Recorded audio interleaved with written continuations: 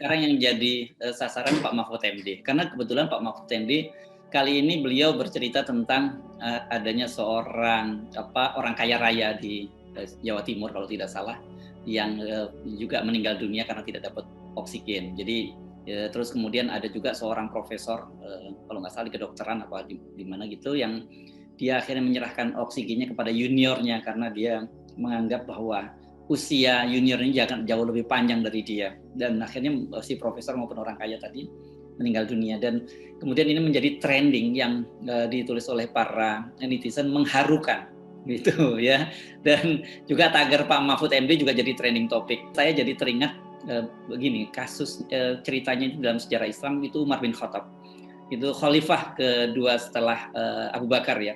Suatu hari dia mendengar ada keledai yang terperosok dan mati, terperosok di jalan, dan dia termenung berhari-hari. Ajudannya bertanya kepada Khalifah Umar bin Khattab, ya Khalifah Umar bin Khattab, kenapa kamu ada keledai yang terperosok di jalan dan mati pun kamu sedih begitu saja? Khalifah Umar marah dan dia menyatakan bahwa seandainya, Khalifah Umar di Madinah jauh sekali, seandainya di Baghdad ada seekor keledai yang terperosok di jalan dan dia mati, maka Umar bin Khattab yang akan dimintai pertanggungjawabannya di akhirat nanti. Itu saya kira penting di sini. Dan Pak Mahfud kan bagian dari tadi ulil amri kalau dalam konteks Islam kan, karena beliau adalah Menko Polmaruf. Kalau zaman dulu ada khalifah, wazir lah. Beliau ini kira-kira gitu ya posisinya. Ya, mestinya Pak Mahfud itu komentari kegagalan dia untuk memberi rasa aman pada rakyat tuh. Kan ini tukar tambah isu aja sebetulnya. Jadi kalau Pak Mahfud nggak mampu lagi mengomentari kegagalan istana, dia masuk dalam hal-hal yang apa tadi istilahnya mengharukan. Mengharukan, ya. Padahal ini bukan soal mengharukan, ini soal kegagalan kebijakan itu. Dan mestinya saya membayangkan Mahfud MD udah nggak punya kemampuan atau nggak punya lagi ide untuk memberitahu bahwa dia masih eksis di istana. Lalu dia cari-cari cara untuk eksis di sosial media. Tukar tambah semacam ini yang menunjukkan, sekali lagi menunjukkan ketidakmampuan berempati. Kalau mau berempati, ya nggak usah cerita begitu. Kan itu cerita semua orang udah tahu gitu. Jadi ceritalah tentang kegagalan beliau untuk menyelamatkan orang melalui kebijakan. Kan apa yang terjadi pada orang kaya maupun orang miskin, itu disebabkan oleh Mahfud MD. Dalam pengertian tadi, tidak bertanggung jawab terhadap kebijakan yang amburadul, kan itu intinya tuh. Pak Mahfud mau menangisi keledai, tapi dia sebetulnya tahu bahwa kebijakan di istana dibuat juga oleh para keledai. Ya, saya kira apa yang saya sampaikan tadi Pak Mahfud pasti cukup akrab dengan cerita ini, karena itu ya itu sangat legendaris, dan saya kira memang mengerikan tanggung jawab seorang pemimpin itu. Karena kalau dalam Islam itu pertanggungjawabannya tidak hanya berhenti di dunia. Gitu, kalau di dunia kan paling diturunkan gitu ya. Tapi kalau di akhirat nanti dimintai pertanggungjawaban. Bagaimana kamu mempertanggungjawabkan kekuasaan yang waktu itu bahkan kamu berjuang untuk mendapatkannya, kan begitu. Dan perjuangan itu sebetulnya pada waktu Pak Mahfud masuk istana, sebagian orang merasa kenapa mesti masuk istana lagi? Bukankah beliau sebetulnya sudah terhina oleh peristiwa jas yang gagal dipakai itu kan. Jadi itu yang menyebabkan rakyat melihat Pak Mahfud dengan cara mengharukan sebetulnya. Apa sih yang dicari lagi itu? Nah mungkin Pak Mahfud lagi ingat-ingat tuh jas beliau waktu itu yang akhirnya jadi monumen dari kegagalan. Maka dia terharu sendiri sebetulnya dengan dirinya yang gagal untuk mencapai tempat tertinggi itu. Sehingga dia nggak bisa buat keputusan yang lebih masuk akal. Nah, tapi apa yang dilakukan oleh Pak Mahfud juga oleh para menteri-menteri lain ini kan semakin mengkonfirmasi kepada kita gitu bahwa ya memang tidak lagi ada nggak ada orkestrasi dan tidak ada dirijen dalam pemerintahan kita ya. Makanya kemudian yang ada adalah orang bermain sendiri-sendiri dan malah menimbulkan kekacauan. Akhirnya sahabat Anda Bung Faisal Basri mengusulkan kepada Pak Jokowi agar Ali Muchtar Ngabalin dan Pak Muldoko, saya sengaja sebut nama Ali Muchtar Ngabalin dulu baru kemudian Pak Muldoko gitu ya. Itu untuk dipecat saja karena bikin gaduh. Ya Faisal Basri tentu tahu kenapa dia mesti ucapin itu, karena dia nggak mungkin terlalu lompat kan. Masa dia sebut dulu Pak Jokowi, Ali Mokhtar Ngabalin dan Muldoko. Ya udah betul lah, diedit dulu tuh. Sebab kalau diminta Pak Jokowi yang dipecat duluan, nanti yang pecat Ngabalin sama Muldoko siapa gitu. Jadi betul logika Faisal Basri, presiden pecat dulu mereka yang buruk di mata publik, baru publik yang analisis apakah yang memecat harus dipecat juga apa enggak gitu, kira-kira begitu. Jadi tunggu bab 2-nya tuh. Dan yang menarik adalah komentar netizen.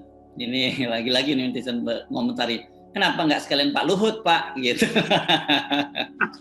Ya udah Pak Luhut udah jadi tokoh yang kadangkala diterima kemampuan dia untuk menganalisis keadaan, karena Pak Luhut tuh pinter, mampu untuk bikin prediksi. Tapi sama juga sebetulnya dia nggak punya kemampuan untuk mengeksekusi itu karena pertimbangan macam-macam, terutama pertimbangan bisnis. Jadi Pak Luhut disandra juga oleh jalan pikiran Jokowi, yaitu utamakan bisnis itu. Mungkin Pak Luhut dalam waktu-waktu tertentu mengerti bahwa memang bisnis ini harus ditinggalkan dulu sementara. Tapi dia udah terikat dari awal, karena itu cara yang paling bagus ya Pak Luhut mundur dari Menteri Investasi itu ya.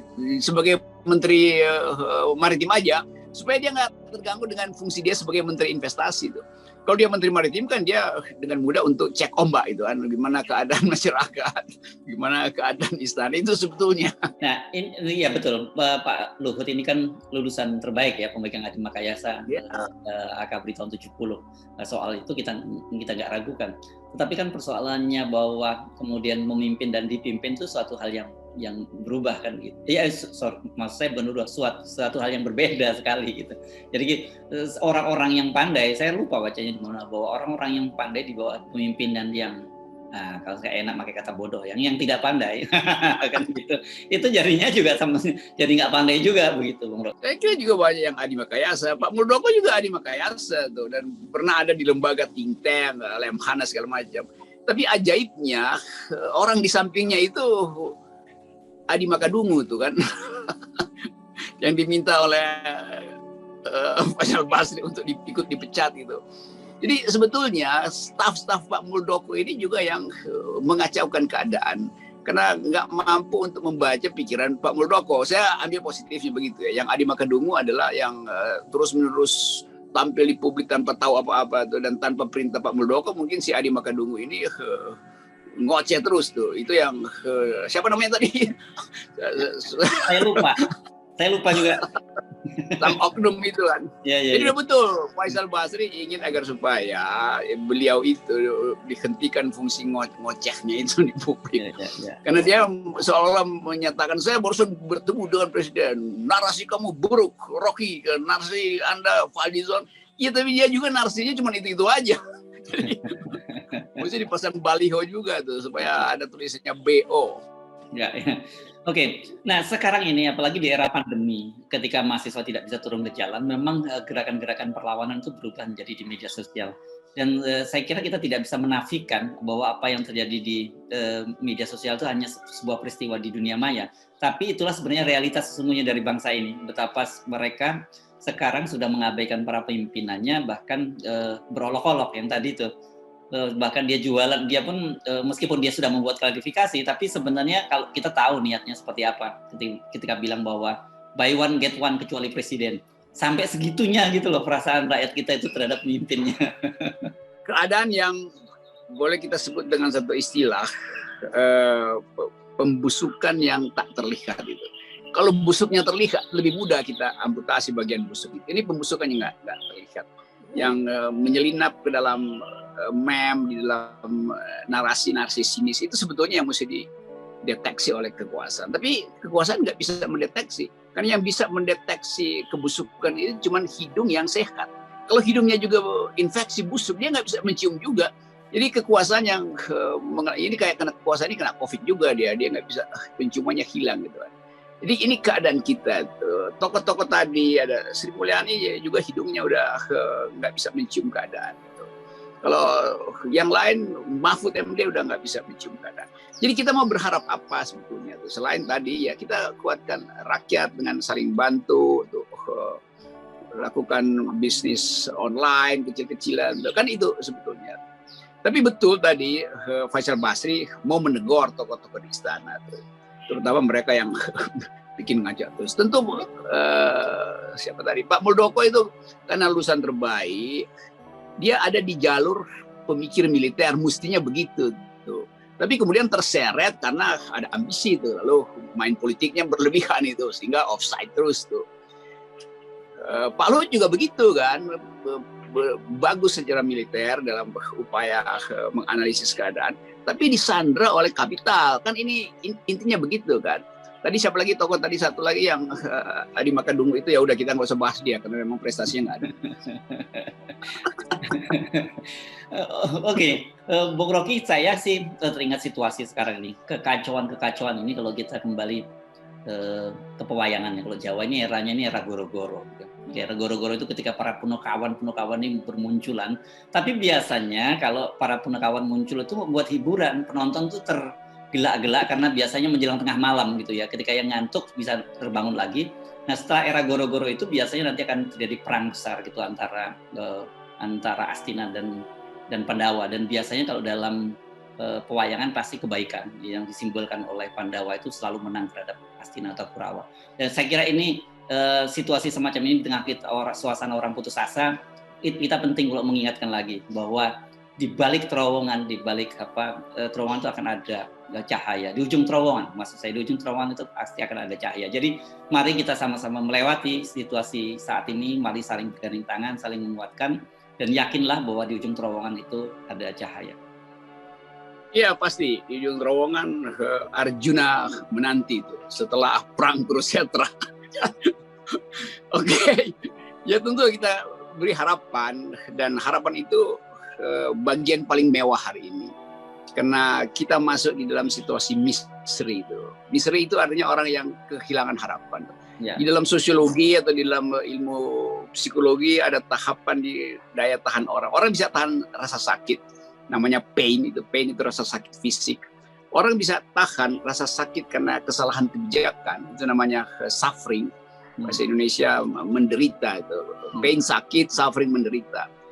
Tetapi kalau orang udah masuk pada misteri, itu artinya udah sengsara. Nah kesengsaraan ini memang harus punya jalan keluar. Nah bisa jalan keluar adalah padang Kurukshetra.